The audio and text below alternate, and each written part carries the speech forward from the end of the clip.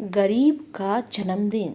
श्याम एक गरीब मजदूर था जो मजदूरी करके अपना घर चलाता था। उसके परिवार में उसकी बेटी और उसकी पत्नी माला और बेटी काजल थी। श्याम बहुत मेहनत करके अपने घर चलाता था और उसकी पत्नी माला भी बहुत ही ईमानदार थे। वह बहुत ही समझदारी से अपना घर चला रही थी। बहुत ही समझदारी से उनकी बेटी काजल भी पढ़ाई में बहुत अच्छी थी। कुछ समय बाद उसकी स्कूल में परीक्षाएं शुरू होने वाली थी, इसलिए उसने अपने पिताजी से पूछा, पिताजी, मेरे स्कूल में परीक्षा शुरू होने वाली है। अगर मैं इस बार प्रथम आई तो आप मुझे क्या इनाम देंगे? प्यारी सी काजल ने पापा से अपने सवाल किया। इस पर श्याम बड़े ही उत्साह से अपनी बेटी से बोला, अगर मेरी होनहार प्यारी सी बेटी इस बार कक्षा में प्रथम आई तो मैं तुम्हें घुमाने बाहर ले जाऊंगा और तुम्हें तुम्हारी पसंद का भी खाना खिलाऊंगा जो तुम्हें बहुत ही पसंद है। अपने पिता की यह बात सुनकर काजल बहुत ही खुश हुई। तभी वहाँ माला आती है, मतलब काजल की माँ, और धीरे से अपने पति से कहती है, वाह जी वाह, हमारा गुजारा तो मुश्किल से चलता है और आप भी क्या आस लगाते हो बच्चे को? ये तो गलत बात है। जब हमारे पास कुछ नहीं है तो बच्चे को आस आप ना बंधाएं। अगर हम इसे बाहर नहीं ले जा पाए तो बेचारी बहुत ही दुखी हो जाएगी।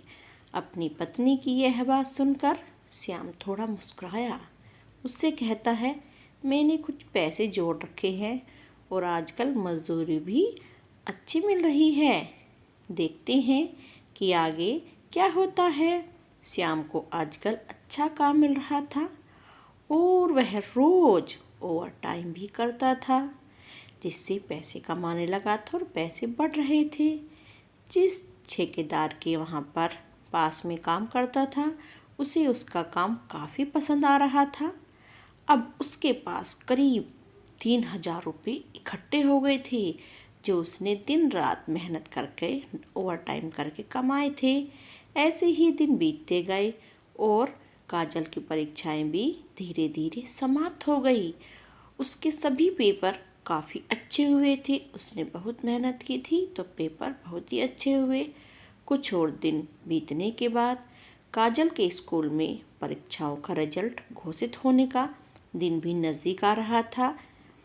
फिर एक दिन काजल अपने विद्यालय से, अपने स्कूल से दौड़ी दौड़ी खुशी के मारे घर आती है और वह बहुत ही खुश दिखाई दे रही है, बहुत ही प्रसन्न दिखाई दे रही है, क्योंकि एक बार फिर कक्षा में उसका स्थान जो प्रथम रहा है, उसने टॉप किया अपनी क्लास में। उसको ये बताते हुए, अपने माता पिता को यह बात बताते हुए उसके माता पिता ने खुशी से उसे गले से लगा लिया। और बात जो काजल को बहुत खुश कर रही थी वह यह थी कि अगले ही दिन उसका जन्मदिन भी था, जिसके कारण काजल बहुत ही खुश थी।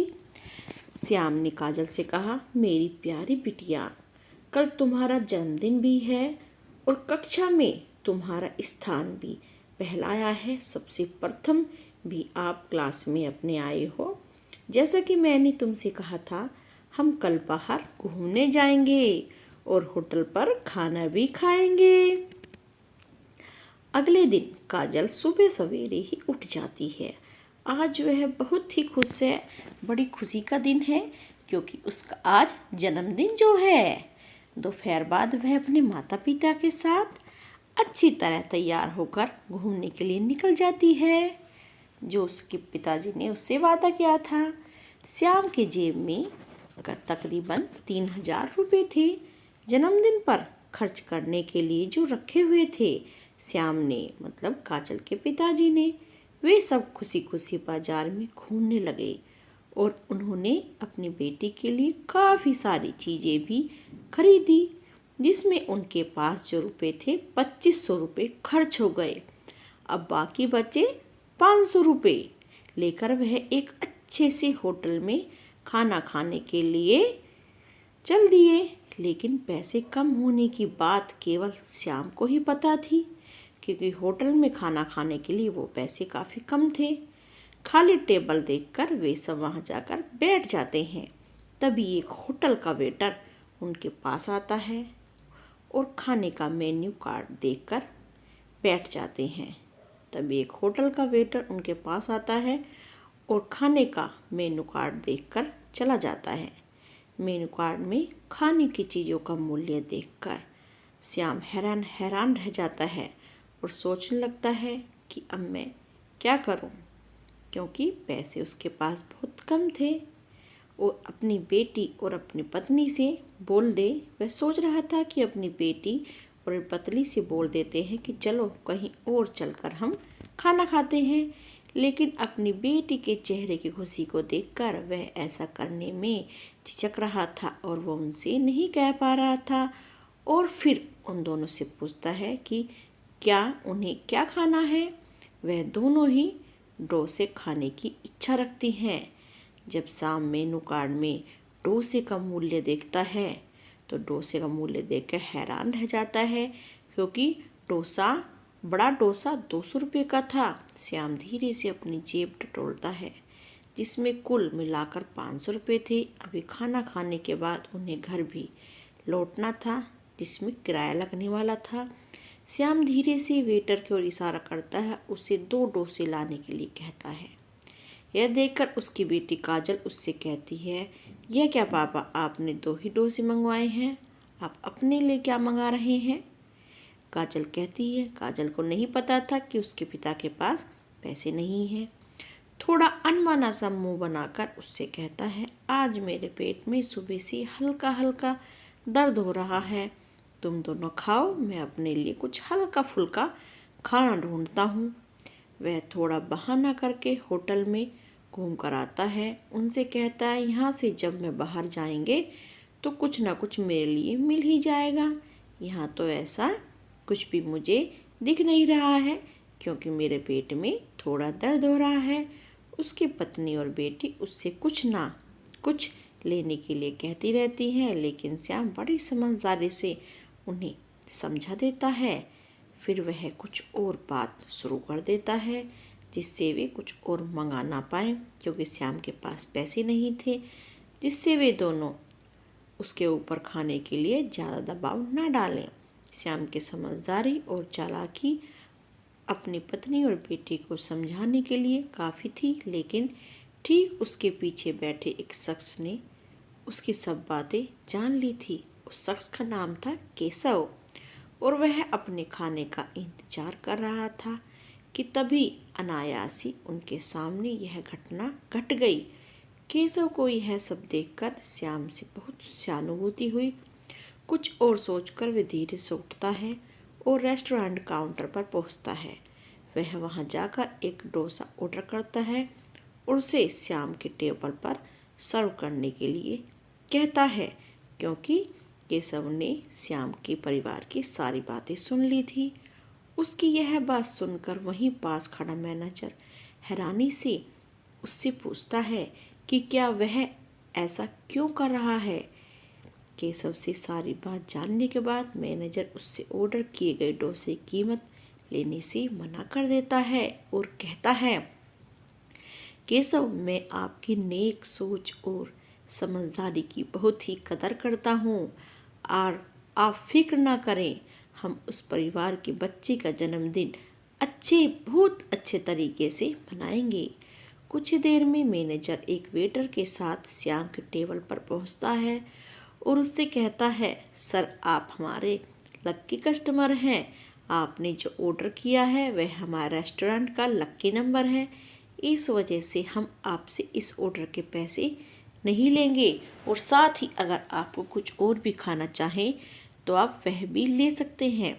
मैनेजर की यह बात सुनकर श्याम हैरान रह गया और उसे कुछ भी समझ में नहीं आ रहा था कि ये क्या हो रहा है, वह क्या बोले। लेकिन फिर भी हिम्मत करके वह बोला, भाई साहब, आज हमारी बेटी का जन्मदिन है, इसलिए हम खाना खाने आए थे। हमारे लिए तो ये बहुत बड़ी बात है कि आप हमसे हमारे खाने के पैसे नहीं लेंगे। तभी मौका देखकर वहाँ पास में खड़ा केशव धीरे से मैनेजर के पास आके बोला, अरे मैनेजर साहब, क्या बात है, आज तो आपके लकी कस्टमर की बेटी का जन्मदिन भी है। ऐसा मौका बार बार नहीं आता। केशव की बात से प्रोत्साहित होकर मैनेजर उससे बोला, सही बात कह रहे हैं आप, बच्ची का जन्मदिन तो हम सब मिलकर मनाएंगे और केक भी काटेंगे। उनकी बातें सुनकर श्याम का परिवार हैरान था और उन्हें बिल्कुल समझ नहीं आ रहा था कि वह क्या कह रहे हैं। कुछ ही पलों में उसकी बेटी उसकी टेबल पर एक छोटा सुंदर केक आ चुका था और होटल के मैनेजर ने अपने कुछ स्टाफ को बुला लिया। सभी लोग काजल को उसके जन्मदिन की बधाई दे रहे थे और काजल झिझकते हुए उनके अभिवादन स्वीकार कर रही थी। श्याम और उसकी पत्नी की आंखों से आंसू झलक आए थे।